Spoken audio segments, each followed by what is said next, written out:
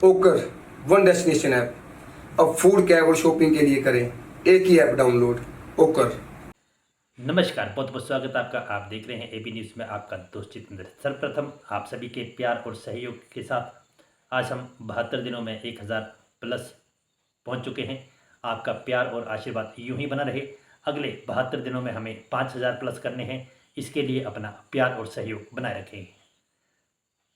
तो शुरू करते हैं कार्यक्रम को। सबसे पहले मुख्य समाचार। नेतान्याहू की ईरान को खुली चेतावनी, कहा अगर कोई तुम्हें मारने उठे तो उसे खत्म कर दो।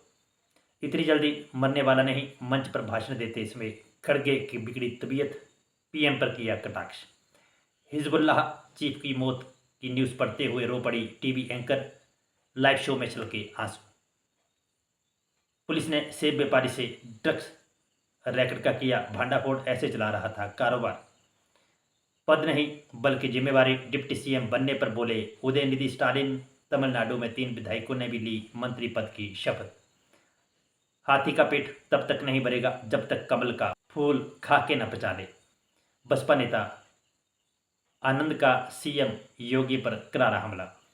साउथ मुंबई में कोचिंग चलाने वाले 3 भाइयों ने 2 साल तक किया नाबालिग का यौन शोषण, ऐसे हुआ खुलासा।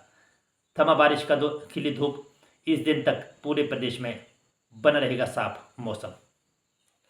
नशे की समस्या से निपटने के लिए जल्द शुरू किया जाए नशा मुक्त हिमाचल अभियान। बिहार में बाढ़ के बीच 13 नदियां उफान पर, आपदा प्रबंधन की हाई लेवल मीटिंग, एनडीआरएफ तैनात। अब समाचार विस्तार से। हिजबुल्लाह चीफ को मारने के बाद इजराइल का हौसला 7वें आसमान पर है। इसी बीच इजरायली पीएम नेतान्याहू ने शनिवार को कहा कि ईरान या मिडिल ईस्ट में ऐसी कोई जगह नहीं जहां हम नहीं पहुंच सकते। उन्होंने ईरान को चेतावनी दी, हमला करने का बिल्कुल भी न सोचे। हिजबुल्लाह प्रमुख को मारने के बाद नेतान्याहू ने कहा कि अगर तुम्हें कोई मारने के लिए उठे तो पहले उसे ख़त्म कर दो। इसलिए हमने पहले हसन नसरल्लाह को मार गिराया। अमेरिकी, फ्रांस सहित अन्य देशों के नागरिकों को मारने वाले हत्यारे को मारकर हिसाब बराबर कर दिया है। नेतान्याहू ने यह भी आरोप लगाया कि नसरल्लाह ईरान के अयातुल्ला शासन के तरफ से इजराइल को ख़त्म करने का एक हथियार था। मैं उन सभी को कहना चाहता हूं जो ईरान के आतंक से परेशान हैं कि इजराइल आपके साथ खड़ा है। अगली खबर। कांग्रेस राष्ट्रीय अध्यक्ष मल्लिकार्जुन खड़गे जम्मू कश्मीर के कठुआ में एक रैली को संबोधित कर रहे थे, तभी उनकी अचानक तबीयत बिगड़ गई। घटना रविवार को जम्मू कश्मीर के तीसरे चरण के चुनाव प्रचार के दौरान घटी। 83 साल के नेता को सांस लेने में तकलीफ होने लगी। इसके बाद कांग्रेस कर्ताओं ने तुरंत उनकी मदद की। पानी पीने के बाद खड़गे ने अपना भाषण फिर से शुरू किया। हालांकि उन्होंने भाषण जल्दी खत्म कर दिया। इसके बाद कांग्रेस सदस्यों ने उनकी सीट पर वापस जाने की मदद की। कठुआ में जनसभा को संबोधित करते हुए खड़गे ने कहा कि हम राज्य का दर्जा बहाल करने के लिए लड़ेंगे। मैं 83 साल का हूं, मैं इतनी जल्दी मरने वाला नहीं हूं। जब तक पीएम नरेंद्र मोदी सत्ता से नहीं हट जाते तब तक मैं जीवित रहूंगा। उन्होंने कहा कि नरेंद्र मोदी और बीजेपी ने जम्मू कश्मीर के लोगों के साथ झूठे वादे कर उन्हें धोखा दिया है। अगली खबर। इजराइल के दावे ने पूरी दुनिया को हिलाकर रख दिया है। हिजबुल्लाह के चीफ हसन नसरल्लाह की मौत की खबर से लेबनान में मातम का माहौल है। राजधानी बेरूत में गहरा सन्नाटा पसरा हुआ है और लोग इस खबर को लेकर हैरान हैं। इसका असर लेबनान के न्यूज़ चैनल में भी देखने को मिला। जब एक न्यूज़ चैनल की एंकर लाइव प्रसारण के दौरान हसन नसरल्लाह की मौत की खबर पढ़ते हुए अपने इमोशंस को काबू नहीं रख पाई और कैमरे के सामने रो पड़ी।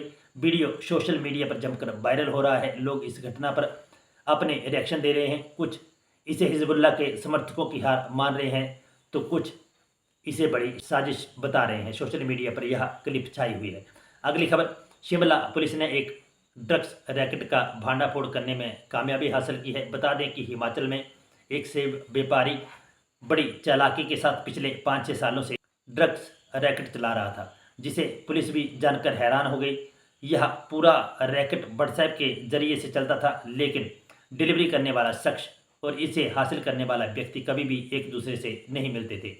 एसपी संजीव कुमार गांधी ने जानकारी देते हुए बताया कि शिमला का एक सेब व्यापारी जिसका नाम शाही महात्मा शशि नेगी है, पिछले 5-6 वर्षों से एक अंतर्राज्यीय चिट्टा रैकेट चला रहा था और इसके दिल्ली में नाइजीरियन ड्रग गैंग और हरियाणा के अन्य गैंग के साथ संपर्क थे। उन्होंने कहा कि उसका कश्मीर के भी कुछ लोगों के साथ संपर्क था। अधिकारियों ने बताया कि पिछले 15 महीनों में आरोपियों के बैंक खातों में 2.5 करोड़ रुपए के फंड फ्लो का पता चला है। अगली खबर, द्रविड़ मुनेत्र कड़गम के नेता उदयनिधि स्टालिन ने रविवार को कहा कि उप मुख्यमंत्री कोई पद नहीं बल्कि एक जिम्मेवारी है। उन्होंने यह बात उनके पिता और तमिलनाडु के मुख्यमंत्री M.K. स्टालिन द्वारा उन्हें पदोन्नत करके डिप्टी सीएम बनाए जाने के कुछ घंटों के बाद कही। तमिलनाडु के 3 विधायकों ने रविवार को दोपहर मुख्यमंत्री M.K. स्टालिन की टीम में कैबिनेट फेरबदल के तहत डीएमके सरकार के मंत्री पद की शपथ ली। डीएमके नेता सेंथिल बालाजी मनी लॉन्ड्रिंग मामले में पिछले 15 महीनों तक जेल में रहे थे। उन्हें सुप्रीम कोर्ट से जमानत मिलने के बाद मंत्री के रूप में बहाल कर दिया गया है। सेंथिल ने आज मंत्री पद की शपथ ली। इसके अलावा मंत्री पद की शपथ विधायक गोवी चेजियान, SM नासर और KS मस्तान ने भी ली। अगली खबर, बसपा हरियाणा में चुनाव में पूरी ताकत के साथ चुनाव लड़ रही है। बसपा के उत्तराधिकारी और नेशनल कोऑर्डिनेटर आकाश आनंद ने सीएम योगी के हाथी का पेट बहुत बड़ा है, भरेगा नहीं वाले बयान पर करारा हमला बोला है। आकाश आनंद ने पलटवार करते हुए कहा कि बीएसपी के हाथी का पेट इतना बड़ा है, जब तक ये उत्तर प्रदेश के हर जिले से कमल को खा नहीं जाता तब तक इसका पेट नहीं भरेगा। और इस साल पहले हरियाणा में और साल 2027 में उत्तर प्रदेश में कुछ ऐसा ही होने वाला है। बता दें, बीते दिन हरियाणा में चुनाव प्रचार के दौरान सीएम योगी ने भ्रष्टाचार के मुद्दे पर घेरते हुए बसपा पर हमला बोला था। सीएम योगी ने कहा था कि हाथी का पेट बहुत बड़ा है, भरेगा नहीं, जिसका जवाब देते हुए आकाश आनंद ने करारा जवाब दिया है। अगली खबर, साउथ मुंबई में कोचिंग इंस्टीट्यूट चलाने वाले 3 भाइयों ने 2 साल तक नाबालिग लड़की का यौन शोषण किया। आरोपी युवक को अश्लील तस्वीरें और वीडियो दिखाते थे, उसे हमेशा ही जल्दी कोचिंग आने के लिए कहते थे और देर से कोचिंग से जाने देते थे। इस दौरान यौन शोषण करते थे। इसका असर लड़की की मानसिक हालात पर पड़ा तो मां ने बाल विकास केंद्र में बेटी को भर्ती करवाया। इसके बाद लड़की ने काउंसलर से पूरी कहानी बयां की। काउंसलर ने लड़की की मां को सच्चाई बताते हुए पुलिस में मामला दर्ज करवाया तो पूरे घटना का खुलासा हुआ।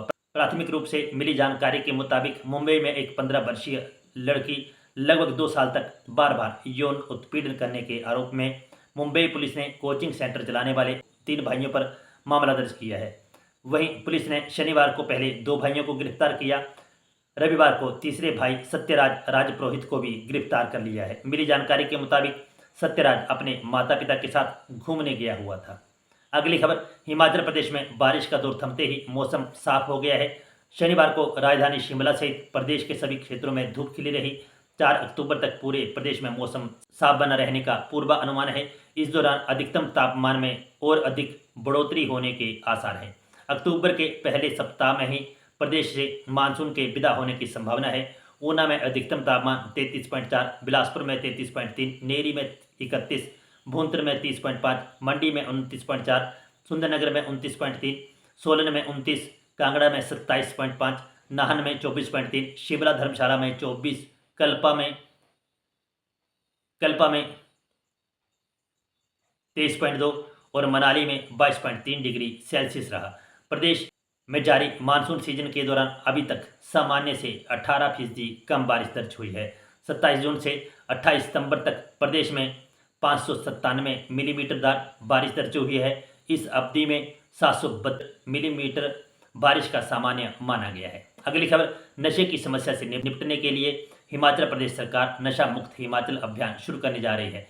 यह एक राज्यव्यापी अभियान है जिसका मुख्य उद्देश्य है इस समस्या से जल्द निपटना। मुख्यमंत्री सुखविंदर सिंह सुक्खू ने आज यह जानकारी देते हुए कहा कि इस अभियान में नशे की रोकथाम, नशा करने वालों की शीघ्र पहचान और नशे की लत से पीड़ित लोगों को समाज में वापस लाने पर ध्यान केंद्रित करते हुए त्रिस्तरीय रणनीति बनाई गई है। मुख्यमंत्री ने कहा कि हमारी सरकार नशे की समस्या से निपटने के लिए प्रतिबद्ध है। उन्होंने कहा कि समस्या हमारे समाज के लिए सबसे बड़े खतरे में से एक है जो सार्वजनिक स्वास्थ्य, सामाजिक स्थिरता और आर्थिक कल्याण को प्रभावित करती है। हमारा प्रमुख उद्देश्य भावी पीढ़ियों को नशे के दलदल से फंसने से बचाना है और अपने नागरिकों को नशे के विनाशकारी प्रभावों से बचाना है ताकि राज्य का दीर्घकालिक सामाजिक और आर्थिक कल्याण सुनिश्चित हो सके। अगली खबर, बिहार में कई जिले बाढ़ की चपेट में है। राज्य की 13 नदियां खतरे के निशान से ऊपर बह रही हैं। गंडक और कोसी के अलावा गंगा, बागमती, बूढ़ी गंडक, कमला बलान, ललबकिया, अधवारा, महानंदा, घाघरा, लखनदेई, परमान और पश्चिम कनकई नदियों का जलस्तर लाल निशान से ऊपर पहुंच गया है।